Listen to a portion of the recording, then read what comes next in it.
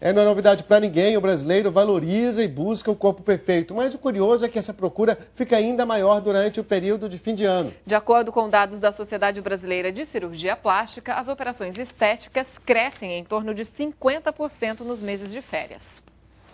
Verão, férias, lá estão eles. Quando a ginástica e o regime já não fazem efeito, o brasileiro recorre mesmo a cirurgias plásticas. A cada 1 hora, 71 cirurgias são feitas no Brasil.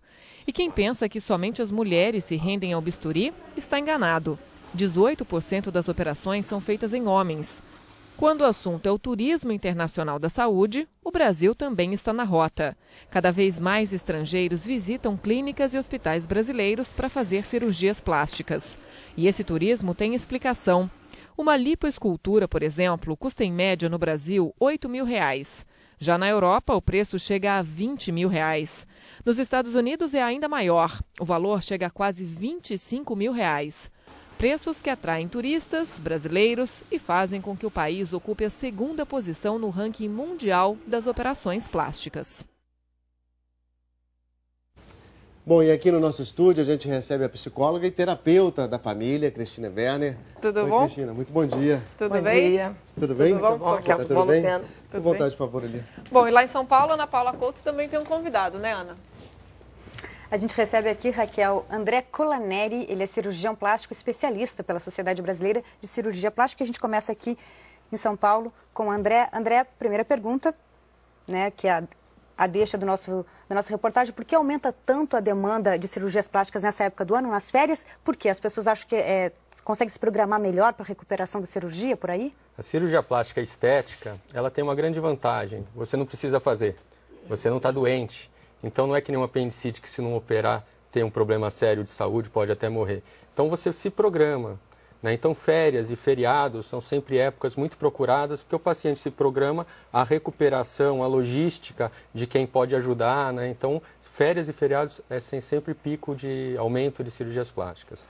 Mas no inverno as cirurgias plásticas não são mais indicadas? O senso comum diz isso, né? Porque acho que incha menos, também não tem o fator sol, não tem o fator praia, né? Ou isso não tem nada a ver? Sem dúvida, entre as férias, né, as férias de julho são as mais procuradas. Tem alguns fatores para isso. Primeiro, é inverno. O inverno tem uma vantagem para cirurgias maiores. Então, cirurgias que o paciente vai precisar usar aquela cinta por 1 mês a 1 mês e meio, né, aquela cinta esquenta um pouco. Então, é mais confortável para o paciente que vai ficar em um ambiente quente. Muitos pacientes que trabalham ou moram em um ambiente não tão quente, vivem no ar-condicionado, isso acaba não sendo tanta vantagem, nem para cirurgias menores que não usem cinta. Agora, quem opera no inverno vai para o verão para a praia, né? Então pode expor o corpo, já tem o resultado final e pode curtir o verão. Quem opera nas férias de verão tem a logística boa, né, a recuperação adequada, mas neste verão não vai poder ir para a praia aproveitar, né? Mas o mais importante não é opere em inverno ou opere em verão. O mais importante é opere quando você tenha uma logística de recuperação adequada. Não dá para operar correndinho para voltar para o trabalho. O pós-operatório é tão importante, influencia tanto no resultado da cirurgia e nos riscos da recuperação, né, a logística de recuperação, né? Então, as férias eles são muito procuradas por isso. Você pode fazer um pós-operatório adequado. Doutora Cristina, sobre isso que o doutor André estava falando, eu queria falar com a senhora, que às vezes ele está dizendo aí que pode ser mais agradável até se recuperar no inverno por conta da temperatura e tal. Agora, que efeito psicológico tem o verão que as pessoas procuram tanto assim a cirurgia plástica? Eu acho que é bom a gente sempre ter pontos de vista de colegas de áreas distintas. Eu fico aqui pensando, como terapeuta de casal, como sexóloga, né, exatamente isso, assim, o apelo que o verão traz, né? Que você tem que expor o corpo. A gente está num país tropical e litoral em quase todo o Brasil, e há uma exigência, né? Nós estamos num momento hoje já nem mais do culto ao corpo, a gente já evoluiu, mas uma evolução ruim para o culto à magreza, né? E você tem que estar magro, e você tem que estar com o corpo sarado, né? Tem músicas que fazem apologia, a mídia está aí também para vender um corpo sarado, bonito, bronzeado, inclusive você não pode ser nem branco no Brasil, já tem uma coisa estranha que as pessoas acham, você nunca viu o sol, né? E você tem que estar dentro desse padrão estético, porque as pessoas têm uma necessidade de se sentirem incluídas. E é importante a gente pensar no verbo incluir, que vem do latim includere, que significa participar. Está compreendido estar dentro. E para você estar dentro, você tem que ser magro, né?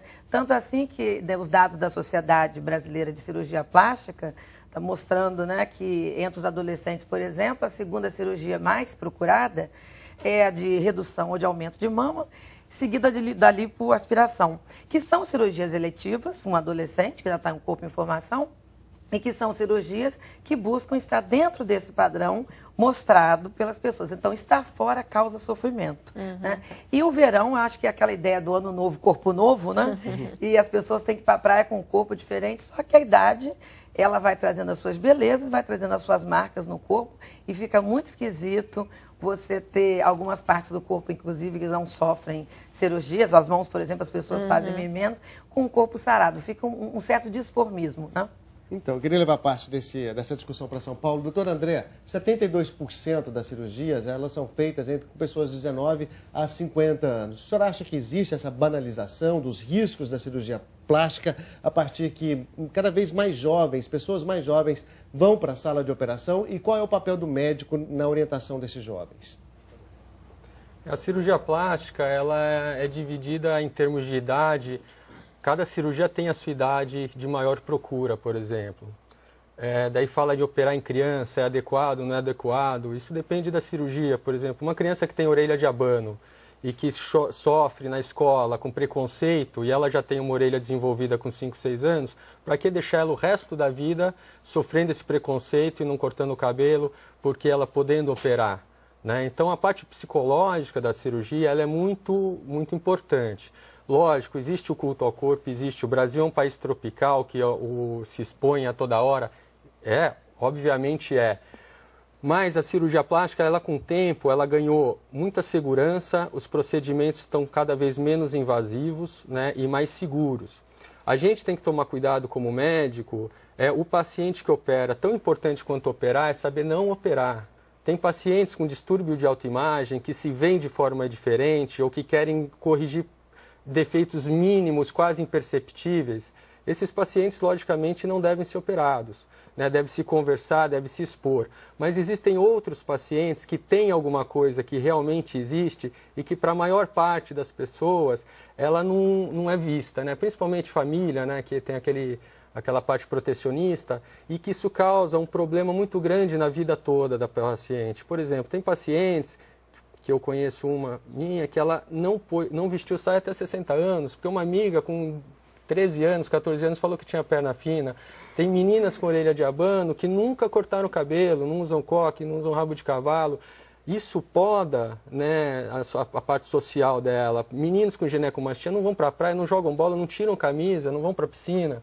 Então, são pequenas cirurgias que, às vezes, você fazendo para aquele paciente vai dar um alívio enorme, um aumento, uma melhora da qualidade de vida dele, e que são cirurgias bastante seguras. Então, é importante você avaliar o paciente da parte clínica, da parte física. Lógico, a gente só opera se for seguro. Ninguém vai pôr um paciente para operar se não for seguro. Segundo, a expectativa que o paciente tem da cirurgia em relação ao resultado, porque se o paciente não tiver uma expectativa de resultado real, ele achar que o resultado vai ser muito diferente do que ele pode ter, veja bem, o que ele pode ter, porque tem a genética, tem a técnica cirúrgica, então tudo isso influencia no resultado. Se ele não tiver essa compreensão do que você pode dar, não deve ser operado também. Agora, se ele entender, tiver alguma coisa que você pode ajudar, esteja dentro da compreensão dele, eu vejo como poder ajudar a cirurgia plástica na qualidade de vida desses pacientes. André, como é esse trabalho no consultório? Você estava falando que ontem mesmo aconteceu, tipo, convencer um paciente que aquela cirurgia naquele momento não era necessária. Como é feito esse trabalho? E vocês indicam essa pessoa, esse paciente, para um outro profissional, um psicólogo, por exemplo?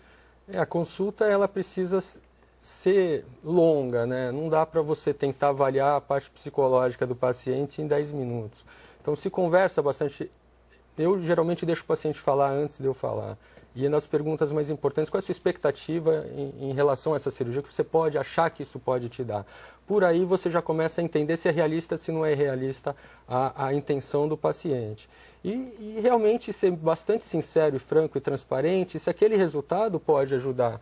Por exemplo, paciente, nesse caso, que queria fazer uma pequena correção, mas ia engravidar no próximo ano. Não tem sentido, né? Porque vai melhorar, mas vai perder o resultado. A logística é melhor, tem os filhos, né? Já que ela está pensando em ter os filhos logo, tem os filhos amamente, curta tal, depois que tiver acabando, não quiser ter mais filhos, aí pode operar para passar o resto da vida se sentindo melhor. Né? Então é muito importante essa conversa franca e você tentar olhar a parte psicológica também. Lógico, se você vê que tem um distúrbio de autoimagem, um perfil psicológico patológico, esse paciente não deve ser operado e deve ser encaminhado para um acompanhamento psicológico, porque é o psicólogo que é o profissional dessa área.